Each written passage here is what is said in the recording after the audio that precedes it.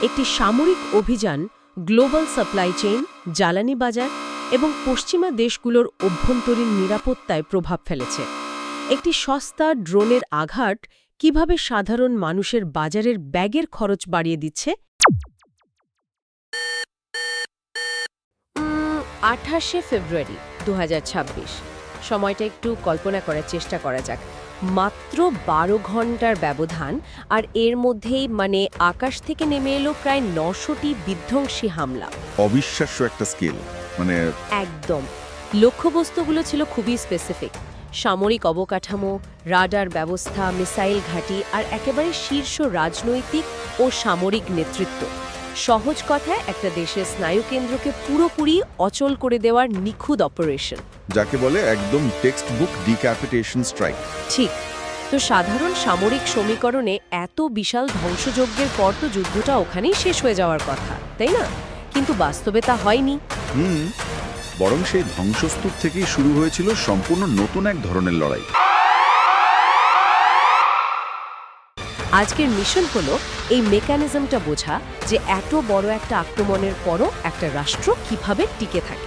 এবং শুধু টিকে থাকা না, কিভাবে আধুনিক যুদ্ধ ময়দান ছাড়িয়ে সাইবার ও অর্থনীতির হাইব্রিড রূপ নেয়। অপারেশন এপিক ফিউরি নামের এই স্ট্রাইক দিয়ে যুক্তরাষ্ট্র ও ইসরায়েল একসাথে আকাশ, সমুদ্র, স্থল এবং সাইবার স্পেসে আঘাত হানে। প্রথম ধাক্কাতেই তারা ইরানের সর্বোচ্চ নেতা আয়াতুল্লাহ আলী খামেনি সহ শীর্ষ কমান্ডারদের হত্যা করতে সক্ষম হয়। এই জায়গাটায় কিন্তু আধুনিক সামরিক ইতিহাসে একটা বড় ধরনের অ্যানোমালি তৈরি করেছে। শীর্ষ নেতৃত্ব মুছে গেলে তো সামরিক চেন অফ কমান্ড ভেঙে পড়ার কথা, কিন্তু ইরান তো পাল্টা জবাব দেওয়া শুরু করলো। নেতৃত্ব ছাড়া এটা কিভাবে সম্ভব হলো? দেখুন, আইআইএস এর ডেটা এখানে খুব পরিষ্কার একটা চিত্র দেয়। তাদের তথ্য মতে ইরানের প্রায় 6,10,000 সক্রিয় সৈন্য এবং 10,000-এর বেশি সামরিক যান রয়েছে। বাপরে, বিশাল সংখ্যা। তবে সবচেয়ে গুরুত্বপূর্ণ বিষয় হলো তাদের প্রায় 2,500 ব্যালিস্টিক মিসাইলের মজুদ। জোটের কাছে পৃথিবীর সর্বাধুনিক প্রযুক্তি থাকলেও ইরানের শক্তি ছিল তাদের সংখ্যার আধিক্য আর অস্ত্রগুলো লুকিয়ে রাখার কৌশল। আচ্ছা। তাদের বেশিরভাগ মিসাইল আর ড্রোন মাটির নিচে বা মোবাইল লঞ্চারে, চলন্ত ট্রাকে সংযুক্ত ছিল। মার্কিন গোয়েন্দা তথ্য মতেই ওই 900টি হামলার পরও তারা ইরানের মিসাইল ও ড্রোন ভান্ডারের মাত্র অর্ধেক ধ্বংস করতে পেরেছিল। বিষয়টা অনেকটা বিশাল একটা হাতুড়ি দিয়ে ছড়িয়ে থাকা মৌমাছির ঝাঁককে মারার চেষ্টা করার মতো, তাই না?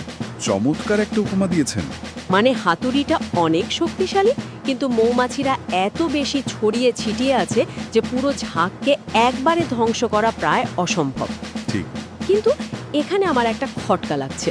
ধরুন, অর্ধেক অস্ত্র বেঁচে গেল, কিন্তু খামেনি এবং শীর্ষ কমান্ডাররা তো মৃত। এই অবস্থায় প্রতিদিন 15 থেকে 30টি ব্যালিস্টিক মিসাইল আর 50 থেকে 100টি কামিকাজি ড্রোন ছোড়ার নির্দেশটা কে দিচ্ছে? এটা খুব দারুণ একটা প্রশ্ন। কেন্দ্রীয় কমান্ড ছাড়া তো আর সাধারণ সৈন্যরা নিজেদের ইচ্ছামতো ব্যালিস্টিক মিসাইল ছুটতে পারে না। না, পারে না। আর এখানেই কাজ করেছে তাদের ডিসেন্ট্রালাইজড কমান্ড বা বিকেন্দ্রীকৃত সামরিক কাঠামো। আচ্ছা, সেটা কিভাবে কাজ করে? ইরান জানতো যে পরাশক্তির সাথে সরাসরি যুদ্ধে তাদের কেন্দ্রীয় কমান্ড ধ্বংস হওয়ার ঝুঁকি সবচেয়ে বেশি। তাই তারা আগে থেকেই তাদের সামরিক বাহিনীকে এমনভাবে সাজিয়েছিল যাতে কেন্দ্র থেকে যোগাযোগ বিচ্ছিন্ন হয়ে গেলেও ছোট ছোট ইউনিটগুলো স্বাধীনভাবে কাজ করতে পারে। ও আচ্ছা, অটোমেটিক একটা সিস্টেম। অনেকটা সেরকম। সামরিক ভাষায় একে বলা হয় প্রি ডেলিগেটেড অথরিটি। যদি মূল নেতৃত্ব ধ্বংস হয়ে যায়, তবে মাঠ পর্যায়ের কমান্ডারদের কাছে আগে থেকেই নির্দিষ্ট লক্ষ্যবস্তুতে আঘাত হানার অনুমোদন এবং কোঅর্ডিনেট দেয়া ছিল। তার নতুন করে কোনো নির্দেশেরই প্রয়োজন হয়নি। একদম না। বেঁচে যাওয়া ইউনিটগুলো স্বয়ংক্রিয়ভাবেই তাদের পূর্ব নির্ধারিত ছকে আক্রমণ শুরু করে দেয়। তার তারা প্রথম ধাক্কাটা সামলে নিয়েছিল এই স্বয়ংক্রিয় কাঠামোর জোরে। কিন্তু তারপরও তো এই বিপুল পরিমাণ হামলা তারা অনন্তকাল চালিয়ে যেতে পারবে না। মার্কিন ফায়ার পাওয়ারের কাছে তো শেষ পর্যন্ত তাদের হার মানার কথা। ঠিক এখানেই জাতীয় সুরক্ষা বিশেষজ্ঞ নিকিতা শাহ এর একটা থিওরি সামনে আসে। তিনি এটাকে বলেছেন বিলম্বিত হাইব্রিড হুমকি বা ডিলেড হাইব্রিড থ্রেট। হাইব্রিড হুমকি সামরিক ময়দান থেকে তারা যুদ্ধটাকে অন্য ময়দানে টেনে নিয়ে গেল। হ্যাঁ, প্রথাগত যুদ্ধে পেরে ওঠা সম্ভব নয় বুঝেই ইরান তাদের সীমানার বাইরের সম্পদগুলোকে পুরোপুরি সক্রিয় করে দেয়। যেমন ওই প্রক্সি নেটওয়ার্কগুলো। একদম। লেবাননের হিজবুল্লাহ, ইয়েমেনের হুথি, ইরাকের শিয়া মিলিশিয়া এরা সবাই একযোগে সক্রিয় হয়ে ওঠে। এরা শুধু ইসরায়েল নয়, সৌদি আরবে অবস্থিত মার্কিন ঘাঁটিগুলোতেও হামলা চালাতে শুরু করে। মানে চারপাশ থেকে একটা চাপ তৈরি করা। হ্যাঁ, একটা রিং অফ ফায়ার বা আগুনের বলয়।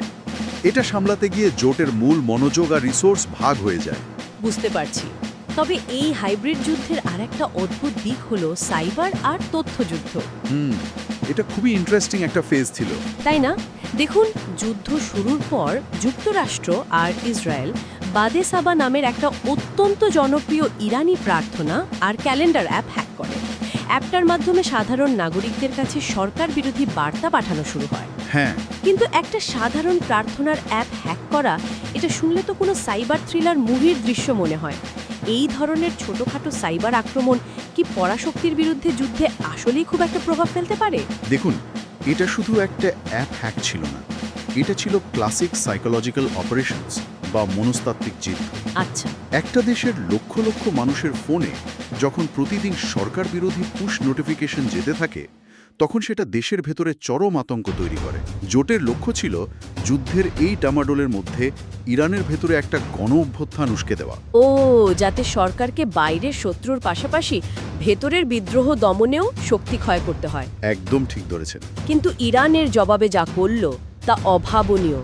তারা বাইরের দুনিয়া থেকে নিজেদের বিচ্ছিন্ন করতে দেশে প্রায় 96% ইন্টারনেট সংযোগ বন্ধ করে দিল। কিন্তু এখানেই আমার আগের প্রশ্নটা আবার ফিরে আসছে।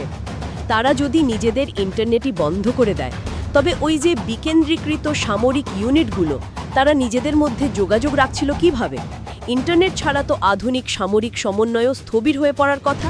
লজিক্যালি তাই মনে হয়, কিন্তু তারা গ্লোবাল ইন্টারনেট বন্ধ করলেও তাদের সামরিক যোগাযোগ ব্যবস্থা স্থবির হয়নি। কিভাবে? কারণ তারা ন্যাশনাল ইনফরমেশন নেটওয়ার্ক বা নিজস্ব একটা ইন্টারনেট ব্যবহার করছিল। বছরের পর বছর ধরে তারা বেসামরিক আর সামরিক সাইবার পরিকাঠামোকে একদম আলাদা করে তৈরি করেছে। তার মানে সাধারণ মানুষের ইন্টারনেট কেটে দিয়ে তারা পশ্চিমা প্রপাগান্ডা আর হ্যাকিংয়ের পথ বন্ধ করে দিল। হ্যাঁ, কিন্তু তাদের নিজস্ব সামরিক যোগাযোগ ব্যবস্থা অক্ষত থাকল। শুধু তাই নয়, নতুন প্রেসিডেন্ট মোজতবা খামিনির অধীনে ইরানি হ্যাকাররা উল্টো বৈশ্বিক স্তরে আঘাত হানতে শুরু করে। হ্যাঁ, আমি রিপোর্টে দেখেছি জাপানি মালবাহী জাহাজের ন্যাভিগেশন সিস্টেম ব্যাহত করা, মার্কিন ব্যাংকিং সিস্টেমে সাইবার হামলা। এগুলো মূলত এটাই বোঝানোর জন্য ছিল যে হাইব্রিড যুদ্ধে তারাও সমানভাবে পারদর্শী। এই বৈশ্বিক স্তরে আঘাত করার বিষয়টা সবচেয়ে বেশি পরিষ্কার হয় তাদের অর্থনৈতিক যুদ্ধ কৌশলে। 5 মার্চ মার্কিন সাবমারিনের আঘাতে ইরানের ডেনা নামের যুদ্ধজাহাজ ডুবে যায়। তাদের সামুদ্রিক সক্ষমতা খুব একটা উন্নত নয়। কিন্তু 11 মার্চের দিকে আমরা দেখি ছোট ছোট দ্রুতগতির নৌকা আর সাবমেরিন নিয়ে ইরান হরমুজ প্রণালীতে একটা ভীতিকর পরিস্থিতি তৈরি করেছে। শুধু তাই নয়, তারা কাতারের এলএনজি বা তরলীকৃত প্রাকৃতিক গ্যাস প্ল্যান্টেও আঘাত করে, যার ফলে কাতারের গ্যাস উৎপাদন এক ধাক্কায় 17% কমে যায়। হ্যাঁ, পাশাপাশি আবুধাবির হাফসান গ্যাস স্থাপনাতেও তারা মিসাইল মারে। কিন্তু এখানে আমার হিসেবটা মিলছে না। কোন জায়গায়? তারা লড়ছে যুক্তরাষ্ট্র আর ইসরায়েলের বিরুদ্ধে। তাহলে কাতার বা আবুধাবিতে কেন আঘাত করছে? তারা তো এই যুদ্ধে সরাসরি যুক্ত নয়। ভূ রাজনৈতিক ব্ল্যাকমেইলের মেকানিজমটা ঠিক এখানেই কাজ করে। মানে কাতার সরাসরি যুদ্ধে না থাকলেও তাদের উৎপাদিত এলএনজির ওপর পশ্চিমা বিশ্ব, বিশেষ করে ইউরোপ, দারুণভাবে নির্ভরশীল। যখন কাতারে উৎপাদন 17% কমে যায়, তখন ইউরোপের বাজারে জ্বালানির দাম রাতারাতি আকাশ ছোঁয়া হয়ে যায়। ও আচ্ছা। শীতে ইউরোপের দেশগুলোতে তীব্র সংকট তৈরি হয়। ইরানের লক্ষ্য ছিল এই অর্থনৈতিক চাপটা ইউরোপের ওপর ফেলা, যাতে ইউরোপ বাধ্য হয়ে যুক্তরাষ্ট্রের ওপর রাজনৈতিক চাপ প্রয়োগ করে যুদ্ধ থামানোর জন্য। একদম তাই। সামরিকভাবে দুর্বল হয়েও তারা পশ্চিমা বিশ্বের অর্থনৈতিক লাইফলাইনে আঘাত করে পুরো সমীকরণ উল্টে দেওয়ার চেষ্টা করছিল। তার মানে ইরান বৈশ্বিক অর্থনীতিকে জিম্মি করে নিজেদের টিকে থাকার পথ খুঁজছিল। কিন্তু এই পুরো সময়টায় যুক্তরাষ্ট্র আর ইসরায়েলের কৌশল কী ছিল? এটা অনেকটা একটা মানুষের শরীর থেকে অত্যন্ত জটিল একটা টিউমার সার্জারি করে কেটে ফেলার মতো ব্যাপার। কিন্তু সার্জনদের কাছে রোগীকে সেরাই করার কোনো সুতা বা পরিকল্পনা নেই। খুব সুন্দর একটা উদাহরণ, তাই না? টিউমার হয়তো ধ্বংস হলো, কিন্তু রোগী তো টেবিলে রক্তক্ষরণ হয়ে মারা যাবে। এই যুদ্ধের ক্ষেত্রেও কি জোটের পরিকল্পনায় এরকম কোনো বড় ফাঁক ছিল না? অবশ্যই ছিল। এই ফাঁকটাকে সামরিক বিশ্লেষকরা স্ট্র্যাটেজিক অস্পষ্টতা হিসেবে চিহ্নিত করেছেন। উৎসগুলো খুব পরিষ্কারভাবে দেখাচ্ছে যে যুক্তরাষ্ট্র আর ইসরায়েলের কৌশলগত লক্ষ্য মোটেও এক ছিল না। তাই নাকি? যুক্তরাষ্ট্র একটি নিয়ন্ত্রিত বিজয় চাইছিল। তাদের উদ্দেশ্য ছিল ইরানের সামরিক সক্ষমতা কমিয়ে এনে তাদের একটি চুক্তিতে বাধ্য করা। আর ইসরায়েল? ইসরায়েলের লক্ষ্য ছিল সম্পূর্ণ ভিন্ন। তারা চাইছিল খামেনির তৈরি করা পুরো রাষ্ট্রীয় ইকোসিস্টেম বা ব্যবস্থাকেই সমূলে ধ্বংস করে দিতে, যাকে সোজা কথায় রেজিউম চেঞ্জ বলা যায়। কিন্তু এই দুটি লক্ষ্য তো পুরোপুরি সাংঘর্ষিক। একদম সাংঘর্ষিক। আর এই সাংঘর্ষিক লক্ষ্যের কারণেই সবচেয়ে বড় সংকটটা তৈরি হয় 17ই মার্চ, যখন ইরানের নিরাপত্তা পরিষদের প্রধান আলী ল্যারিজানি নিহত হন। ঠিক, নেতৃত্ব একে একে শেষ হচ্ছে, কিন্তু কোনো স্পষ্ট বিকল্প বা যুদ্ধ পরবর্তী পরিকল্পনা জোটের হাতে নেই। যদি পুরো সিস্টেম ভেঙে পড়ে, তবে ওই দেশের বিশাল অস্ত্র ভাণ্ডার, ব্যালিস্টিক মিসাইল আর ইউরেনিয়াম মজুদ কাদের হাতে যাবে? এই ধরনের একটা যুদ্ধ, যেখানে সামরিক বিজয় হয়তো পাওয়া গেল, কিন্তু রাজনৈতিক কোনো সমাধান নেই, সেটা কি যুক্তরাষ্ট্রকে ইরাক বা আফগানিস্তানের চেয়েও বড় কোনো ফাঁদে ফেলে দিচ্ছে না? এটি একটি বিশাল ম্যানেজমেন্ট বার্ডেন বা ব্যবস্থাপনা বোঝা তৈরি করে। একটা দেশের শীর্ষ নেতৃত্বকে শেষ করে দিলে যে ক্ষমতার শূন্যস্থান তৈরি হয়, তা সাধারণত চরমপন্থী গোষ্ঠীগুলো দখল করে নেয়। ইরানের মতো এত বড় এবং সামাজিকভাবে জটিল একটা দেশকে নিয়ন্ত্রণ করা ইরাক বা আফগানিস্তানের চেয়ে বহুগুণ কঠিন।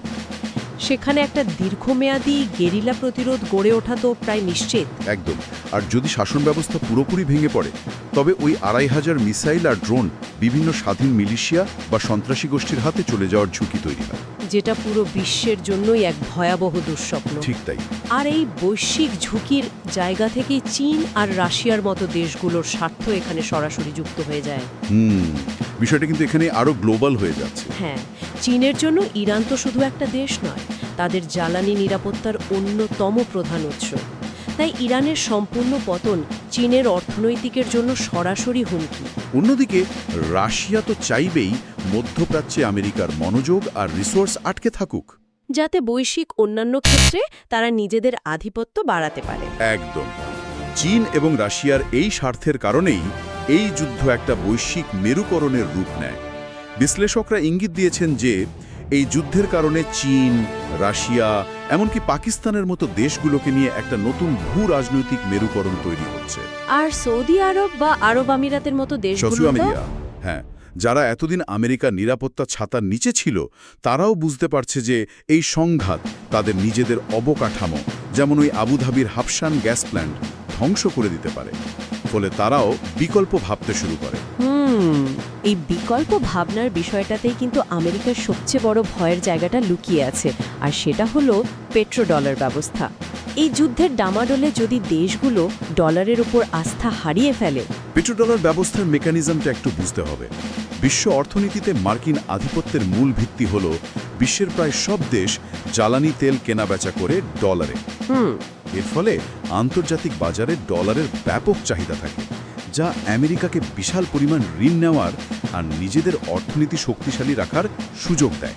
আচ্ছা, কিন্তু এই যুদ্ধের কারণে মধ্যপ্রাচ্যের জ্বালানি বাজারে যদি চরম অস্থিতিশীলতা তৈরি হয়, আর চীন এবং রাশিয়া যদি বিকল্প হিসেবে ইউয়ান বা স্থানীয় মুদ্রায় তেলের লেনদেন শুরু করতে অন্যান্য দেশগুলোকে রাজি করিয়ে ফেলে, তাহলে তো ডলারের বৈশ্বিক চাহিদা ধসে পড়বে।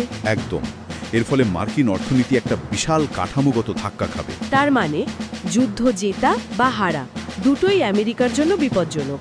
জিতলে একটা অশান্ত অঞ্চল অনন্তকাল ধরে সামলানোর দায়িত্ব নিতে হবে, আর যদি মাঝপথে যুদ্ধ থামিয়ে দেয়, তবে বৈশ্বিক শক্তি হিসেবে তাদের আধিপত্য মারাত্মকভাবে ক্ষুণ্ণ হবে।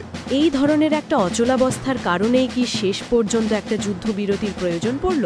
আমাদের টাইমলাইন বলছে 24শে মার্চ থেকে পাকিস্তান, তুর্কি আর মিশরের মতো দেশগুলো একটা কূটনৈতিক সমাধানের চেষ্টা শুরু করে এবং শেষ পর্যন্ত 8ই এপ্রিল 2026 তারিখে পাকিস্তানের মধ্যস্থতায় 2 সপ্তাহের একটা সাময়িক যুদ্ধবিরতি কার্যকর হয়। যুদ্ধ হয়তো সাময়িকভাবে থেমেছে, কিন্তু মূল সংকটগুলোর কোনো সমাধান হয়নি। এই যুদ্ধবিরতির সময়ে চীন আর রাশিয়া পর্দার আড়ালে আলোচনা চালিয়ে যাচ্ছে। জোট হয়তো ভাবছে কিভাবে ইরানের হাইব্রিড সক্ষমতা পুরোপুরি নিষ্ক্রিয় করা যায়। হ্যাঁ, কিন্তু এই সংঘাতে এটা প্রমাণিত হয়ে গেছে যে একটি রাষ্ট্র প্রথাগত সামরিক শক্তিতে পিছিয়ে থাকলেও গ্লোবাল সাপ্লাই চেইন আর সাইবার স্পেসে আঘাত করে তারা পরাশক্তির সমকক্ষ হয়ে উঠতে পারে। যারা শুনছেন এই পুরো গভীর বিশ্লেষণটা থেকে তাদের জন্য সবচেয়ে বড় শিক্ষণীয় বিষয়টি হল আধুনিক যুদ্ধের সংজ্ঞার পরিবর্তন। আজকের দিনে কেবল অত্যাধুনিক যুদ্ধবিমান বা শক্তিশালী র্যাডার থাকলেই যুদ্ধে জেতা যায় না। একদম ঠিক। তথ্য নিয়ন্ত্রণ, সাইবার নিরাপত্তা, দেশের অর্থনীতি সচল রাখা আর সীমানার বাইরে প্রক্সি নেটওয়ার্ক তৈরি করা, এগুলো প্রথাগত অস্ত্রের চেয়েও বেশি কার্যকর হতে পারে। একটা দেশের অর্থনীতি বা সাইবার দেয়াল যদি দুর্বল হয়, তবে হাজার হাজার আধুনিক মিসাইল দিয়েও প্রথম ধাক্কা সামলানো কঠিন।